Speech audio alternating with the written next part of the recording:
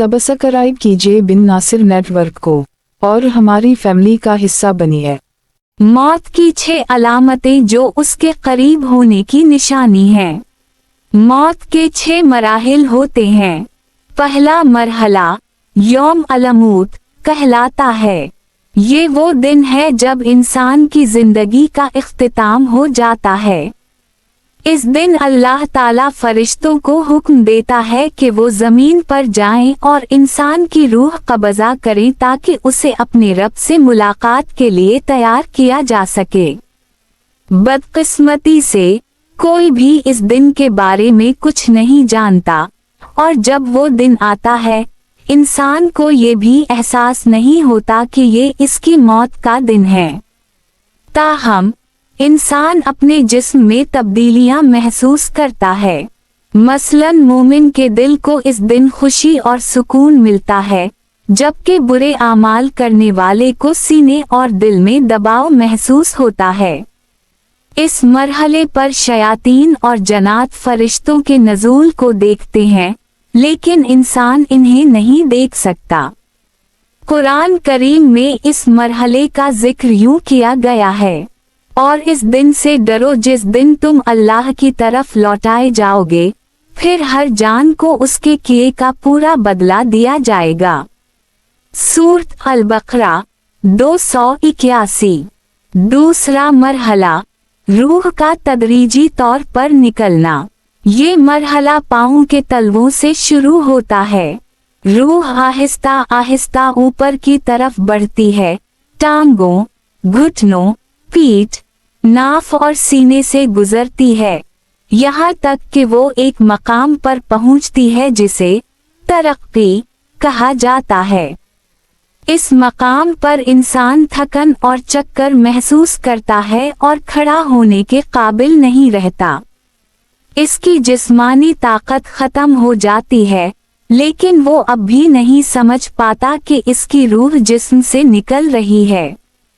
तीसरा मरहला तरक्की का मरहला। कुरान करीम में इसका जिक्र यूं आया है, हरगिज नहीं, जब रूह हलक तक पहुंच जाएगी और कहा जाएगा कौन झाड़ फूंक करेगा, और वो समझेगा कि ये जुदाई का वक्त है और एक पिंडली दूसरी पिंडली से लपट जाएगी। सूरत अल-क़यामा 26 से 29। तरक्की हलक के नीचे के 2 हड्डियों को कहा जाता है जो कंधों तक फैलती हैं। विक़्मुन रिलाक़ा का मतलब है कि कौन रूह को लेकर जाएगा। ये वो वक्त होता है जब लोग डॉक्टर या एम्बुलेंस बुलाने या कुरान पढ़ने की बात करते हैं, लेकिन इंसान अभी भी जिंदगी की उम्मीद रखता है। वज़न आना व अलुफ़राक़ो का मतलब है कि इंसान को मौत के करीब होने का एहसास होता है, लेकिन वो अब भी बका की कोशिश करता है। वालुत्फ़त अलसक़ु बुस्सयाक़ यानी रूह के निकलने का अमल मुकम्मल हो चुका है और जिस्म के निचले हिस्से बेजान हो चुके हैं। चौथा मरहला हुल्कूम का मरहला। ये मौत का आखिरी मरहला है जो इंसान के लिए इंतहाई मुश्किल होता है, क्योंकि इसके सामने पर्दे हट जाते हैं और वो अपने इर्द गिर्द मौजूद फरिश्तों को देखता है। यहाँ से इंसान आखिरत को देखना शुरू करता है। हमने तुम्हारी आंखों से पर्दा हटा दिया, आज तुम्हारी नजर तेज है। सूरत काफ 22। कुरान में अल्लाह ताला फरमाता है, फिर क्यों नहीं जब रूह हलक तक पहुंच जाए और तुम उस वक्त देख रहे हो और हम तुमसे ज्यादा करीब हैं, लेकिन तुम देख नहीं सकते। सूरत अल-वाक़िया 83 से 85। ये वो वक्त है जब इंसान अल्लाह की रहमत या गज़ब देखता है।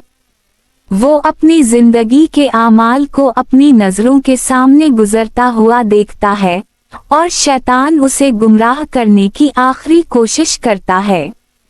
कुरान कहता है, और कहो, ए मेरे रब, मैं शैतान के वसवसों से तेरी पनाह मांगता हूँ, और इससे भी कि वो मेरे पास आएं। सूरत अल-मुमनून 97 से 98। 5वां मरहला मुल्क अलमूत का दाखिला। ये मरहला वो है जहाँ इंसान को मालूम हो जाता है कि वो रहमत वालों में से है या अजाब वालों में से। अल्लाह ताला फरमाता है, और जिनकी रूहें फरिश्ते सख्ती से निकालते हैं, उनके चेहरों और पुश्तों पर मारते हैं। सूरत मुहम्मद 27। अगर इंसान मोमिन है तो इसकी रूह नरमी से निकलती है, जैसे पानी का कतरा मुश्किज़े से निकलता है।